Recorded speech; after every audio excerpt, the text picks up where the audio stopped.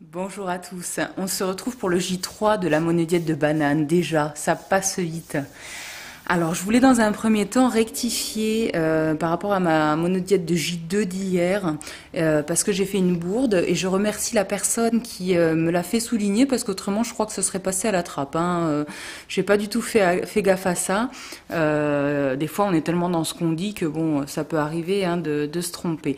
Du coup, au niveau de la vertu de la banane, à un moment donné, j'explique que il y a de la vitamine B12 dans la banane, mais en fait, c'était la vitamine B2 que je voulais dire. Donc au niveau des vitamines qu'il y a dans la banane, il n'y a pas que la vitamine B6 et B2, il y a la B1, la B2, la B3, la B5 et la B6 et la B9, ainsi que de la vitamine C.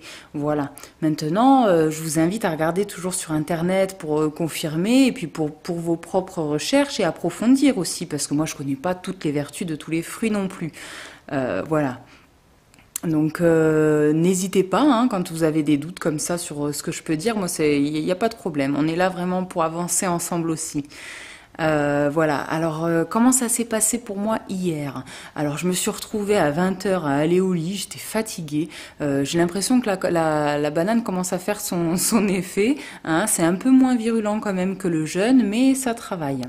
Alors à mon grand étonnement, hier, j'ai finalement mangé que 8 bananes parce qu'en fait, j'ai pas vraiment faim et j'ai décidé de manger que quand j'avais faim parce que j'ai pas trop envie d'aller sur la banane en fait. Et du coup, je mange que quand j'ai faim. Donc ce qui fait que je mange pas des quantités de folie.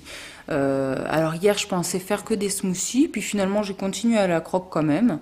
Mais faut dire que je crois que je suis en train de prendre goût à pas cuisiner, parce que c'est vrai qu'entre le jeûne, 10 jours de tranquillité, là, la monodiète, franchement, c'est appréciable quand même, faut le dire. Voilà. Donc autrement, qu'est-ce que je peux vous dire? Sur les effets, c'est à peu près tout. Raphaël, lui, se sent bien, il n'y a rien de particulier, il bosse tranquillou. Euh, alors voilà, je voulais répondre aussi à une question qu'on m'a posée, à savoir pourquoi faire une monodiète. Alors déjà, qu'est-ce qu'une monodiète? Une monodiète, c'est manger qu'un aliment sur un jour, 2 jours, 3 jours, 10 jours, une semaine. Ça dépendra de chacun, de comment vous vous sentez aussi. Et puis pareil au niveau de la quantité, parce que moi, on peut bien voir, c'est intéressant d'ailleurs, parce que sur la première monodiète que j'ai faite, je mangeais 30 bananes par jour, même des fois un peu plus. Donc, et puis là, j'en suis. Mais Raphaël, c'est pareil, on tourne à 10 bananes par jour. Du coup, il reste assez de bananes là pour la semaine. Et, euh, et puis en fait, voilà, on se rend compte que dans les débuts du cru, c'était important pour nous de manger à satiété. Puis là, finalement, 2 ans après, voilà, on n'a plus ce besoin aussi féroce de manger beaucoup de bananes, si on peut dire. Donc de toute façon, il n'y a pas à juger parce que on va vivre chacun sa monodiète différemment. Et puis moi, c'est vrai que par rapport à ma santé actuelle, c'est vraiment parfait de ne pas manger des grosses quantités pour ne pas encombrer justement. Donc il y a vraiment, je veux dire, c'est chacun à son rythme et à son évolution qui lui est propre. Alors pourquoi faire une monodiète? Parce que j'aurais tendance à m'égarer.